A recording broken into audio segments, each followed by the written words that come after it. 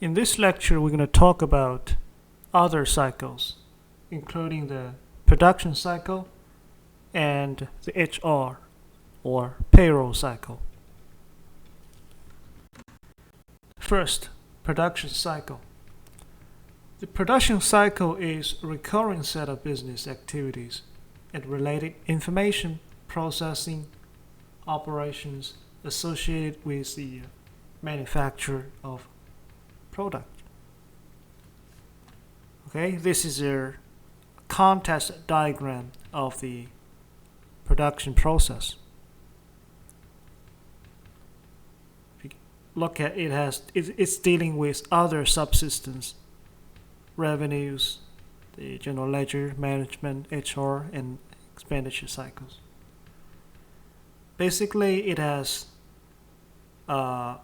some input, right? The revenue cycle is going to send customer orders, sales forecast into the production cycle. And also the expenditure cycle is going to send overhead or raw materials into the production cycle. HR is going to send labor costs.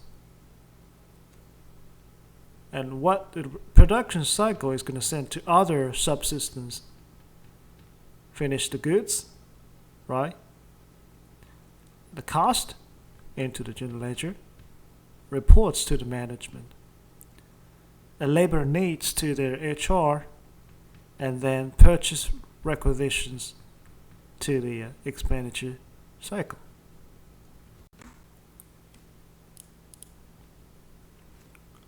Right, next is the level 0 DFD. Right, it shows the principal information flows between some of the major production cycle and also their relations with other subsystems. So what are the four major process or activities? We have the product design, planning and scheduling, production operations, and finally cost accounting. These are the four major activities in the production cycle. So before we discuss those four activities, let's talk about the general issues in the production cycle, general threat, and their controls.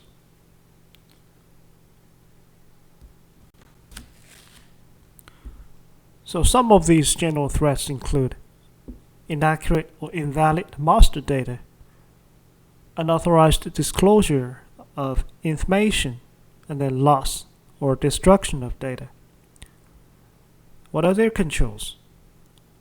Right, to protect the master database, right, we need to have the data processing integrity controls, right, access restrictions, and also review of the change to the master database. Right. For authorized disclosure, we also have the access control and the encryptions. Right. Then to deal with loss or destruction, we need to have the backup or disaster recovery procedures. All these have been covered or talked in the previous lecture, so we're not going to go through these specifically. Right, now let's go to the first activity, the product design activities. The objective of this activity is to design a product that meets customer requirement in terms of quality, durability, and functionality. At the same time, we need to minimize the cost. Okay, that's the objective. We have two key documents in this activity. We have the bill of materials. The bill of materials specifies the parts number, description, and the quantity of each component used in the finished product.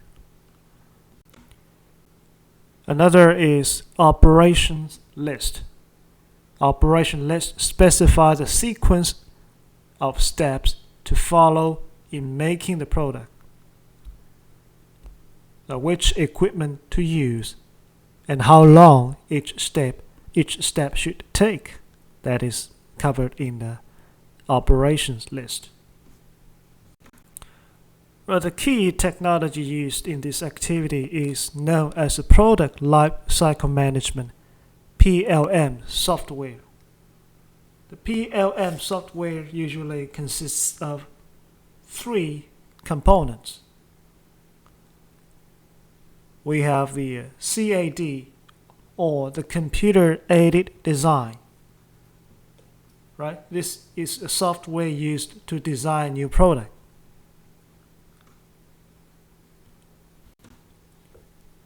Then we have the digital manufacturing software, which simulates how those products will be manufactured.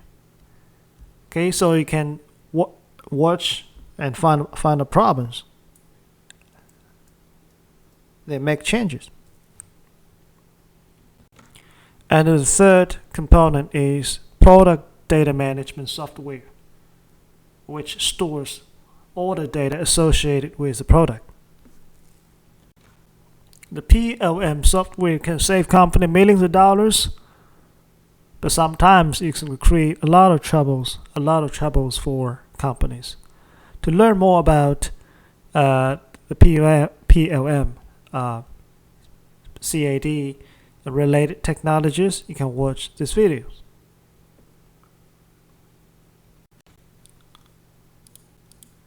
The next activity is planning and scheduling. The objective is to develop the production plan that meets existing orders and anticipated short-term demand while minimizing inventories. 2 common methods are used. We have the management resource planning, or MRP2, and also the lean manufacturing. The two common methods are used. So first, let's talk about the MRP2. Why it's called a 2? Because this is an extension of the materials requirements planning, which is used in the expenditure cycle. Okay, extension of that. So the MRP2 seeks to balance existing production capacity and raw materials needs to meet forecast sales demand. Therefore, MRP2 systems are often referred to as the push manufacturing, because goods are produced in expectation of customer demand.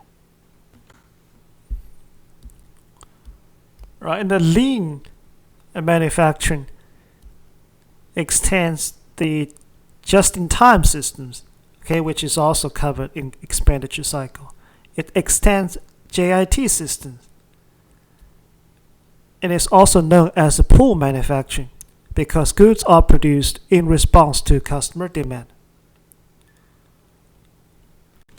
So in the lean manufacturing, if customer has ordered, I manufacture. But in the MRP2 systems, I will manufacture, right, expecting there are demand, there are order coming pretty soon. So some of the key documents and forms used in this activity, we have the Master Production Schedule, MPS. The MPS is used to develop detailed timetable that specifies daily production and to determine if raw materials need to be purchased. Right, the idea is very easy to understand. Right, we need to have a schedule. How many units we're going to produce every day, right? In order to produce that many units, we need to check in raw materials. Do we have enough raw materials? If not, we have to purchase, right? So if we put everything together into the table, that becomes really complicated. So that's MPS. Okay, more MPS will be explained in this video. And also in this activity, we also have three other documents. One is a production order, right, which authorizes the manufacture of a specified quantity of products. And the materials requisition authorized, right, the removal of raw materials from the storeroom to the factory locations. That's material requisitions. And if materials will be transfers between department, we need a move ticket in order to move materials between department. So other technologies have been already covered, but in the previous lecture, for example, barcoding, right, and the radio frequency identification technologies. We have covered all those in the previous lectures. All right?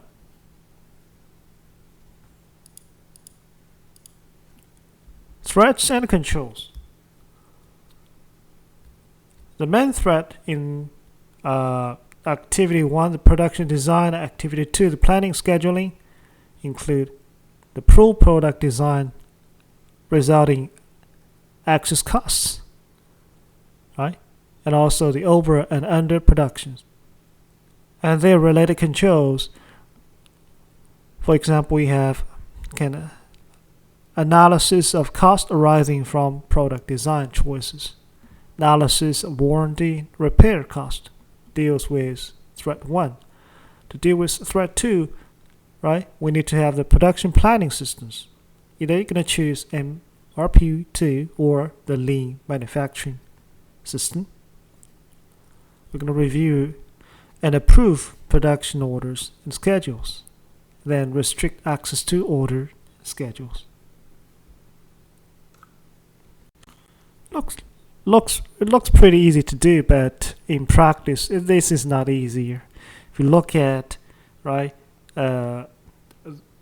today's market, manufacture, if there's any problems in the supply chain, all the production will be a mess, basically, right?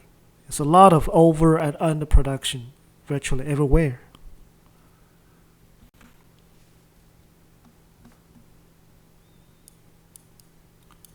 Okay, we have some multiple choices. We'll talk about the third activity, production operations. So in these activities, we can have a lot of IT, right?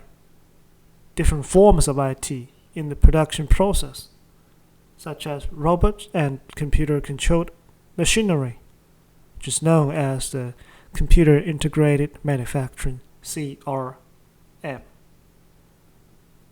Okay, to learn more about CRM, you can watch this video. What are the threats and controls? There's a lot of threats, but we have seen most of these threats before, right? Inventory theft, fixed asset theft, poor performance, right? Suboptimal investment in fixed assets, loss of inventories or fixed assets, and disruption of operations. Okay, so you can see what are those controls, right, that can deal with those threats. Specifically, the disruption of operations. To deal with these threats, right, we need to have a backup and disaster recovery plans. And more importantly, we also need to check our supplies plans.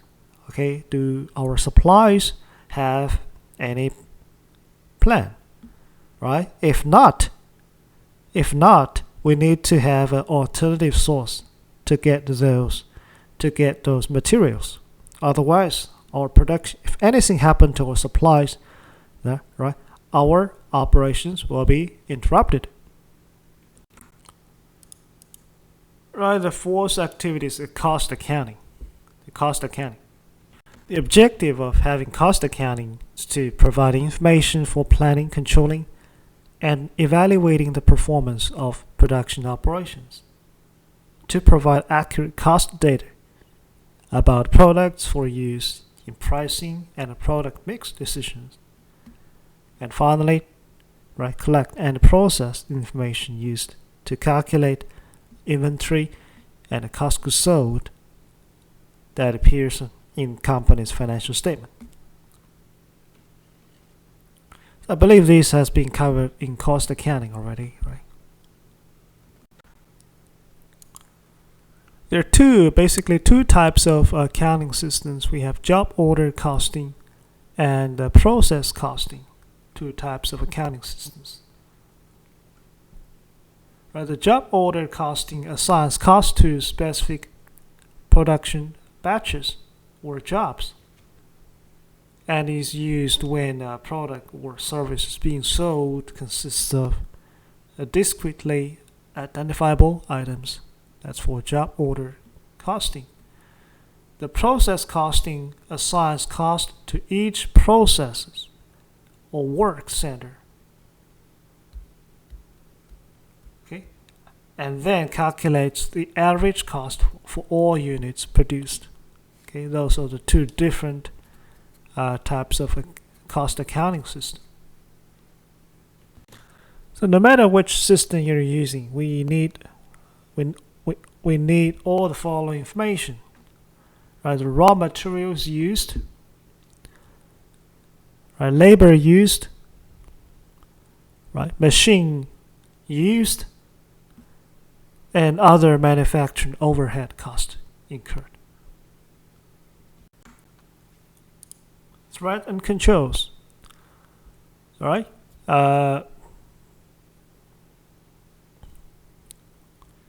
For example, inaccurate cost data, we have seen that already, right? Basically, the automation can mitigate the threat, and also we have the proper process integrity controls to mitigate the inappropriate allocation of overhead cost. We need to think about cost-based, the activity-based cost accounting. So we're going to talk about that pretty soon.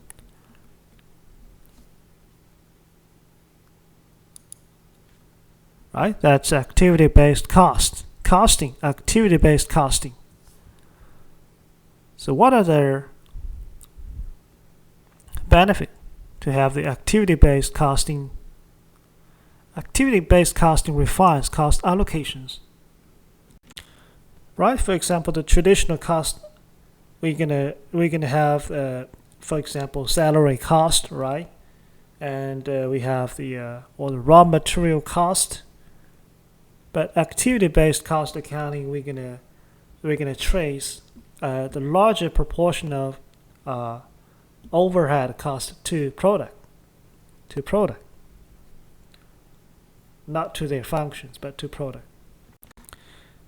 So we can have better pricing decisions, right? Measure the results of managerial actions on overall profitability and also some innovative performance metrics. So what is the basic differences between the traditional approach and the ABC approach? Right? They're different in terms of we talk about the overhead allocation. In ABC, we're going to allocate overhead directly to product. To do so, we need a lot of cost pools.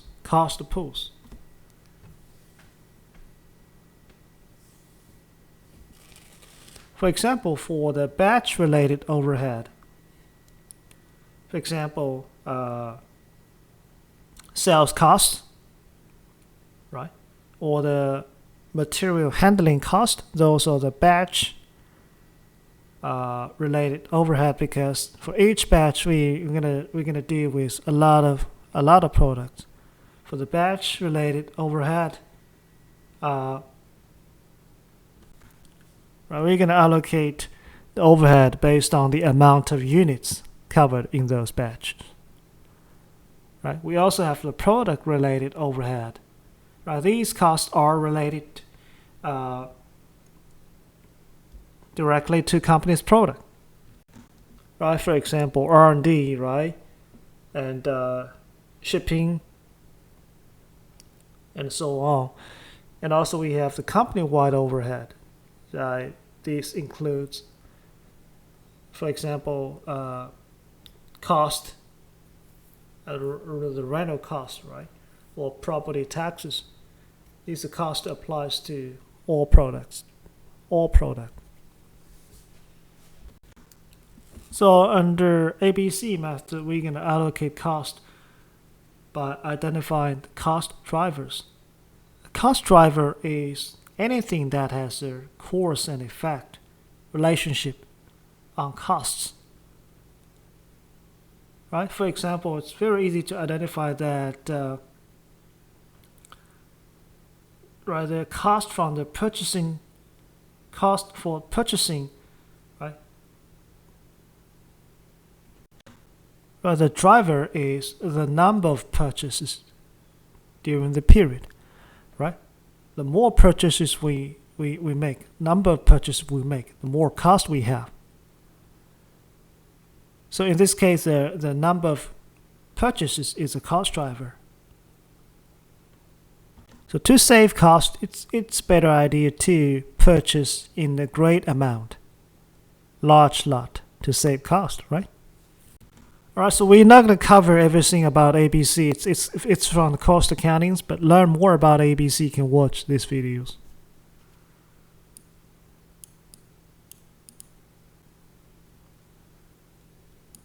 All right, so let's move to the next cycle, the human resource management process, HR process. The human resource management, the payroll cycle, is a recurring set of business activities and related data processing operations associated with effectively managing employee workforce. So some of the important tasks include recruiting, right, and hiring new employees, training, job assignment, compensation, performance evaluations, and discharge of employees. So in this lecture, we're going to focus on the compensation or the payroll. This is what we primarily focus on.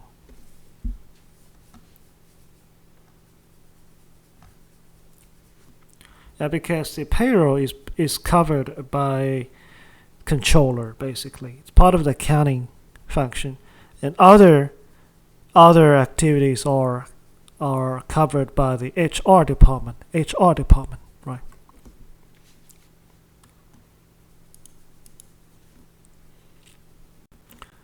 Right, for payroll systems, what are the key decisions and information we need? Right? We need to know the future workforce staffing needs. Right? How many employees we need in the next 5 years? What kind of employee we need? What are those skills we need? Right? Those are the questions we need to have answers. Then we have employee performance. Right?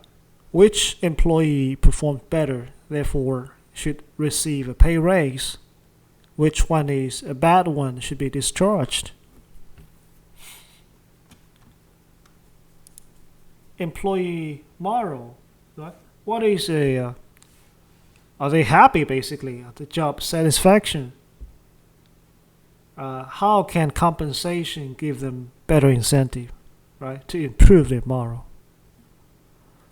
And then we have the payroll processing efficiency and effectiveness. How frequently should an employee be paid? Right? Are labor costs being accurately allocated? Or taxes paid, right? And other things. So internally and externally generated information will be needed to make these decisions. General issues, the general threat and controls in HRM and payroll. Right? Basically, these are very similar to the previous ones. Inaccurate or invalid data, unauthorized disclosures, loss or destruction data. In addition to these three, we also have hiring unqualified or licensed employees, violations of employment laws. Okay. Right. To mitigate the threat 4, we need to have sound hiring procedures. And to mitigate 5, we need to have we need to document everything during the hiring and have the continuing education on changes to employment laws. If you look at these context diagrams, shows, right, the payroll system is going to receive information from HR, like the payroll changes, receive information from various departments about the time and attendance data, right, receive the tax rates from the government,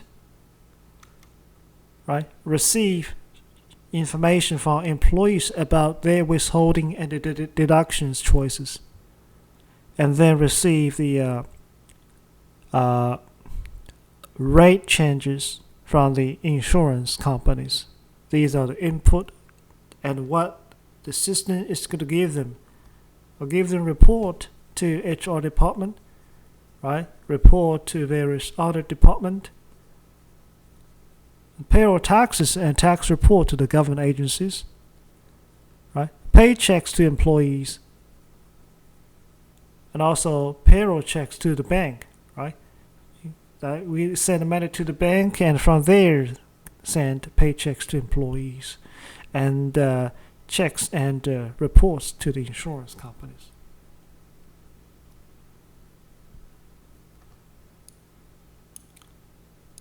Right, if we expand the diagrams, we can have the level 0, which is going to have these five activities. We have update payroll master data, validate time and attendance data, prepare payrolls, disperse payrolls, and finally disperse taxes and other deductions. Right, we start with updating the payroll master data. Whenever we have new hires or terminations or changing pay rates, other changes, we're going to change the master database. Right? So whenever we have a database, the problems or the threats that are coming, right? For example, unauthorized changes to the database, right? To mitigate this threat, proper segregation of duties, right, is a key controls. Right, only the HR department should be able to update the payroll master file for hiring, firing, or pay raise, or promotion. Right, no other department is going to have access to this database. So controlling access is important, right? Not everyone in HR can get an access to those databases. The next activity is to validate time and attendance data. Right, in the older time, we're going to receive the time, the ticket, right, from each department. Now the process is more efficient because we usually collect all the data electronically instead of on paper documents. And these data will then automatically fed to the payroll processing system. The next activity is to prepare payrolls. Right, in these steps, right, the HR is going to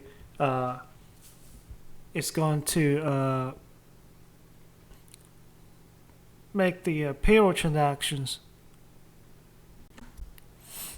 Right, in this step, we're going to have the payroll register.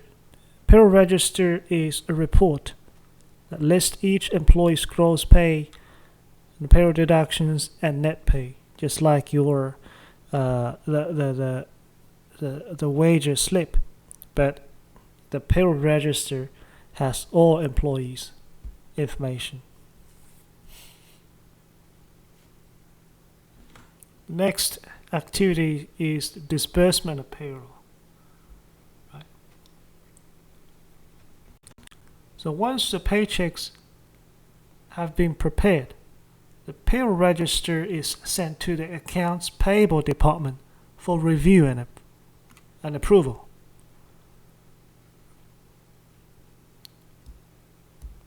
Then a disbursement voucher is then prepared to authorize the transfer of funds from the company's checking account to the payroll to its payroll bank account. Okay. So the disbursement voucher and the payroll register are sent to the cashier.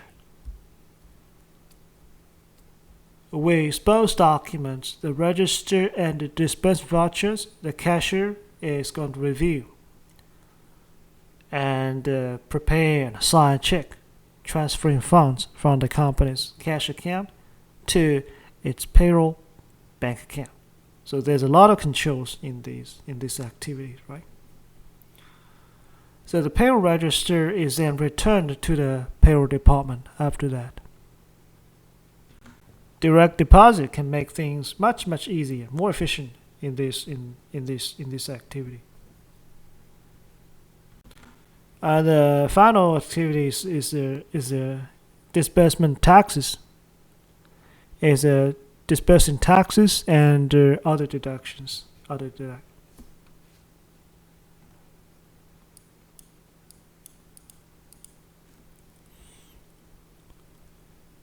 Right, we have threats and controls in all these activities. We're going to talk about 4 specifically. The threat is errors in processing payrolls. To mitigate this threat, okay, we need to have the data processing integrity controls, the batch totals, cross-footing, and payroll clearing account. I think we talk about batch totals in the previous lectures. It's easy to understand. We can have the batch totals by employee IDs, batch totals by the numbers. Right? Cross-footing is easy to understand, but the total of net pay should equal the total of gross pay less the total deductions. That's cross-footing. And then we have the payroll clearing account. The payroll clearing account is a general ledger account used in the 2-step process to check the accuracy and completeness of recorded payroll costs and the subsequent allocation. Basically, right, we know this is a two-way debit and credit effect of the account.